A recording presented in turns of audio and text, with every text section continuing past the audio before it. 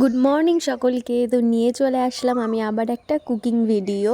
তো আজ যেই রেসিপিটা শেয়ার করব সেটা হলো পনিরের একটা রেসিপিটা হয়তো অনেকে জানো, আমি জাস্ট সেটাকে অন্যরকমভাবে একটু ইনোভেট করেছি। তো এই জন্য আমাদের লাগছে পনির, টমেটো, ক্যাপসিকাম, আদা।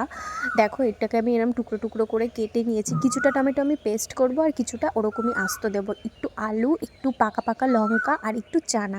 আর ফোড়ন দেওয়ার জন্য লাগছে তেজপাতা, ছোটো এলাচ, দারচিনি, শুকনো লঙ্কা, গোলমরিচ আর একটু সাজিরে। তো সবার প্রথমে আমি জিরে, ধনে, দেখো আমি 2 চামচ জিরে দিয়েছি আর 1 চামচ ধনে দিয়েছি। আর একটুখানি পোস্ত আর কাজুগুলো না আমি গুঁড়ো গুঁড়ো করে একটু ভেঙে ভেঙে নিয়েছি, এটাকে একটা শুকনো পেস্ট বানিয়ে নিয়েছি।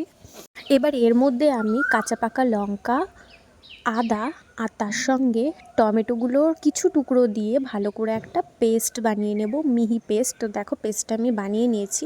এবার কড়াইয়ে আমি 3 স্পুন মতো রিফাইন অয়েল গরম করব। এই তেলেই কিন্তু আমার পনির আর আলুগুলো ভাজা হয়ে যাবে। তো প্রথমে পনিরগুলো একদম হালকা করে ভেজে নেব, ঠিক আছে?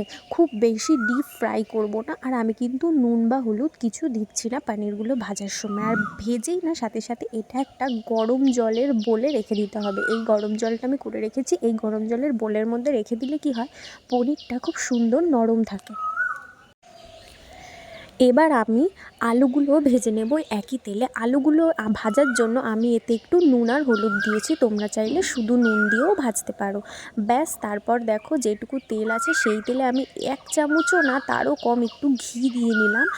ভালো করে গরম হয়ে যাওয়ার পর আমি তার মধ্যে এই যে ফোড়নের মশলাগুলো রেখেছিলাম, তেজপাতা, দারচিনি, শুকনো লঙ্কা, জিরে, এছাড়াও গোলমরিচ ছিল, সেগুলো সব একে একে ফোড়ন দিয়ে দিলাম। আর ফোড়ন দেওয়ার পর এই যে রেডি করা মশলাটা, এই মশলাটাও আমি দিয়ে এবার একটুখানি ভালো করে নাড়াচাড়া করে নেব। তো ভালো করে নাড়াচাড়া করে নেওয়ার পর দেখো যখন একটুখানি কালারটা চেঞ্জ হবে, তারপরে আমি একটু বাটি ধোয়া জলটাও এর মধ্যে দিয়ে দিলাম ভালো করে। আর এবার এতে সামান্য একটু চিনি দিয়ে দেব। চিনিটা বাকি স্বাদগুলোকে ব্যালেন্স করে রাখে, এই কারণের জন্য দিলাম। তারপরে হলুদ দিতে হবে। হলুদটা দিয়ে আবার একটুখানি নাড়াচাড়া করে নিতে হবে ভালো করে। এবার আবার একটু নাড়াচাড়া করে নেওয়ার পর আমি এতে এই যে টুকরো টুকরো করে রাখা ক্যাপসিকাম আর কিছু টমেটো ছিল সেগুলো দিয়ে দিলাম। সেগুলো দিয়ে আবার একটু ভালো করে নাড়াচাড়া করে নিতে হবে। এবার আমি এতে একটু কাশ্মীরি মির্চ পাউডার ইউজ করব।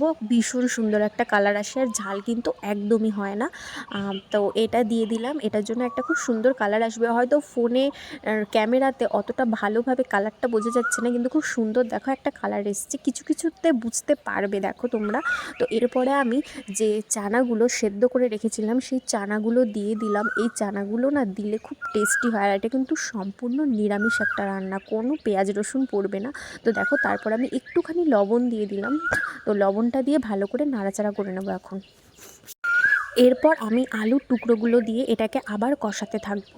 আর তোমরা যারা আমার ভিডিওগুলো দেখো কিন্তু চ্যানেলটা সাবস্ক্রাইব করো না, প্লিজ চ্যানেলটা সাবস্ক্রাইব করে দিও, তাহলে আমি এরকম আরও অনেক ভিডিও বানাতে পারবো। আর ভিডিওটা অবশ্যই ভালো লাগলে লাইক করো।